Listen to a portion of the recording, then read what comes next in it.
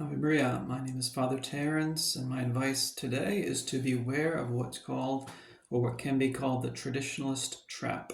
It's a trap that's harder to spot than the progressivist or liberal trap, which is more glaringly dangerous because it's very much in step with the secular culture. As I like to say, all that glitters is not gold, even when it is gold. Tradition is a good, and traditional practice is a good thing. Traditional practices and devotions are very good. They can be very helpful, very edifying, but these things can also turn into an ideology. I know this from experience. So, what are some of the signs, the bad signs of radical traditionalism or of a traditionalist spirit? These are the things that I've noticed myself. Well, a spirit of pride and self-righteousness, focusing on what's wrong with things or perceived to be wrong with things, having a combative and critical spirit, so not just combative against the world, but also combative against the church at times, thinking that the whole church is basically corrupt and that the trads, the traditionalists, or the radical traditionalists are the saviors of the church. There can be also anger and frustration with the church, indifference towards whether or not they're actually in full communion with the church, celebrating masses and sacraments in opposition to the Catholic Church instead of in communion and in union with her, an authoritarian mindset with an elitist mentality as well, paranoia at times, thinking the church is against us, they're out to get us, the Vatican's going to shut us down, they're unfairly persecuting us, excessively focusing on externals, so liturgical externals or how people look and dress in general.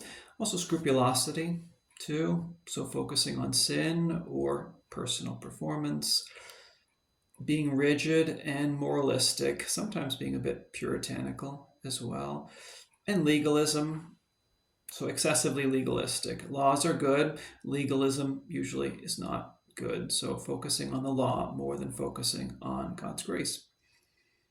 Also a disdain for anything new, for example, the luminous mysteries of the Rosary or the Divine Mercy devotion. As a side note, the luminous mysteries of the Rosary come from two saints, St. George Preca and Pope St. John Paul II.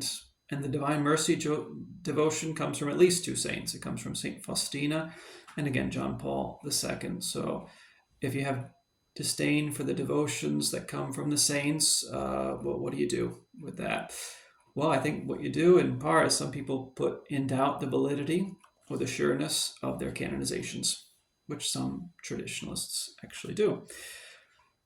Other problems with radical traditionalism and Gnostic spirit, so thinking that the secret of salvation is maybe praying in Latin or the Latin Mass or the Latin breviary. Also a Jansenistic and Pelagian spirit, which I talked about in a different video as well.